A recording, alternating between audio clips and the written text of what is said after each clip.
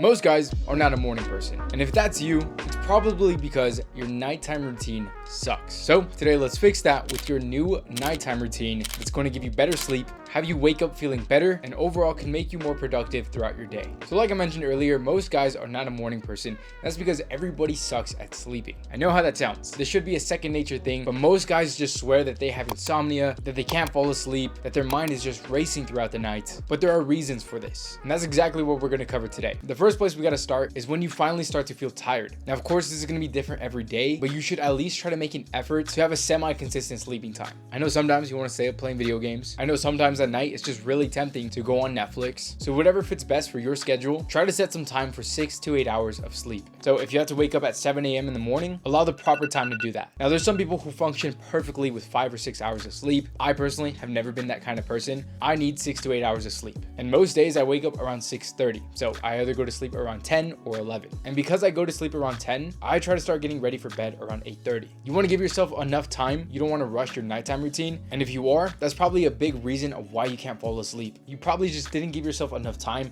to wind down and not only get ready for bed, but to allow your mind to get ready to go to sleep. The whole point is that when your day ends, to try to ease your mind to not think about anything that you don't have to. So here's exactly how I try to do that. So again, I go to bed around 10. So that means for me, I try to stop using my phone around 9. Blue lights are terrible for your eyes. And in fact, blue light does not allow your body to produce melatonin, which is the main sleeping hormone. And if you really insist on using a screen, try to get something like some blue light glasses. I have some cheap ones from Amazon and they seem to do the trick. Now, I know most of you guys are going to be freaking out not using your phone. And most people, whenever they don't have their phone, they're just completely bored and they have no idea what to do. This is a great time to pull out a journal and start reflecting about what you did throughout the day. I'm a big advocate for journals because they help me calm my mind, self-reflect, make sure that I'm doing the right things, and keep progress of how I'm feeling mentally and just document the journey that I'm on. This is also a great way to collect your thoughts. So if you have that issue where you just can't seem to control your mind and that prevents you from sleeping, try journaling. That might just help you out. Next, I head to the bathroom. If you're the kind of person to shower at night, this is the time to do so.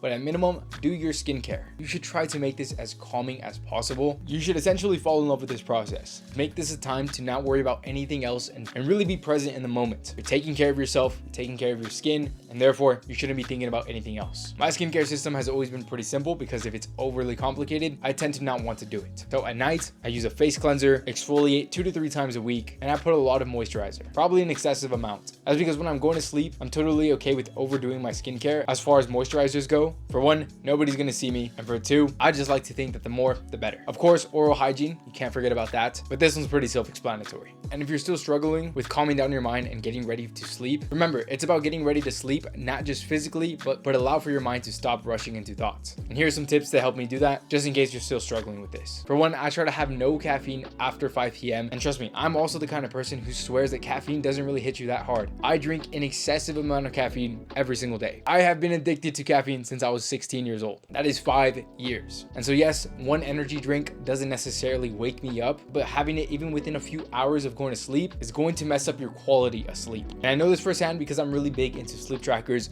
Whoop is my favorite one. This allows me to track the quality of sleep that I'm getting, the precise amount of hours that I'm getting throughout the day, and my recovery score, which is just a huge help. I've been using Whoop for well over a year now. This video is not sponsored, but I am an affiliate. So to be completely transparent, if you use the link in the description, I will get some kickback, but you could also get a free month. So it's a win-win, just in case you want to check out Whoop for yourself. But the main idea is just to avoid any stimulus. Caffeine is a stimulant on its own. Screens are going to stimulate your mind. And I know there's plenty of people out there who love to watch those shows at night. They say it helps them sleep better, but just because it puts you to sleep maybe a little bit faster, the blue light's going to mess up your quality of sleep. So that's just something to keep in mind. And so sometimes it's worth sacrificing watching anime at night for you to get better sleep. Even falling asleep to music. Growing up, I was always the kind of person who swore that they need music to fall asleep because it helps them calm their mind. Again, it's stimulus, it's gonna hurt your quality of sleep, it's not necessarily worth it. Now, of course, your room is everything. I always make the joke that you could tell that I'm down bad if my room, especially my bed, is a mess. And I know this seems like the smallest detail ever, but if you can clean your room, or at the very minimum, make your bed, at the end of the day, coming home, getting ready to sleep to a nice, clean bed, to me, it's just a huge cherry on top. And I've had days or even times where my room is an absolute mess and even my bed just has a bunch of dirty clothes on it. I look at it, I sigh, and I just go to bed. I don't care. But I stand by the fact that a clean room is a clear mind. So again, that's just something to consider, especially if you're during that time right now. Now here's everybody's favorite question.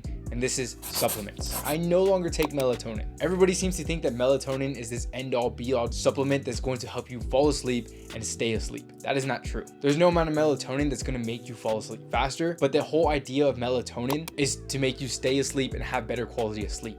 The issue with this is that when you take melatonin as a supplement, your body's going to produce too much, and therefore when you wake up, your melatonin levels are supposed to be at 0. But when you take too much, your body isn't going to regulate that, and when you wake up, you're still going to have melatonin in your system. So it is going to make it extremely difficult to get up when you need to, and then you're just going to be groggy throughout the morning. So look, I know there's plenty of people out there who are very reliant on sleeping supplements, and if you're taking anything with melatonin, do your best to kick that to the side and take some more natural sleep aids. Magnesium glycinate is a great example of this. You can take this 30 minutes before bed, and over a consistent basis, you should be able to fall asleep better. And as far as actually putting you to sleep like that, there is one supplement that's always been a huge help. And again, I try not to be too reliant on sleeping supplements, but if I really need to, I will take Gorilla Mode Sleep. They're more natural ingredients. Gorilla Mode is a very well-respected company in the fitness industry, and this product genuinely knocks me out. But again, don't be too reliant on this. Only use it when you need to, and really only buy it if this is your last case resort.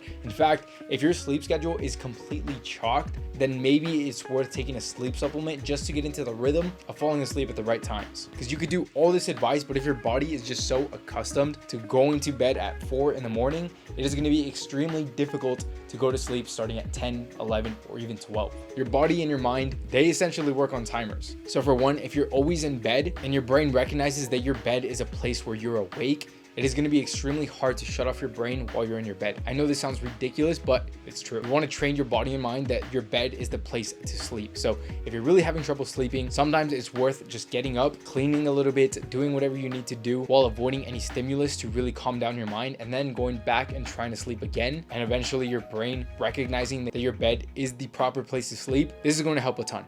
And from here, you're going to notice that when you wake up, you're going to be ready to actually get out of bed and do what you need to do. You're not going to be groggy. You're not going to be tired, but it's all about consistency. And that being said, now that you're waking up at the proper time, here's a video showing you exactly what your morning routine needs to be.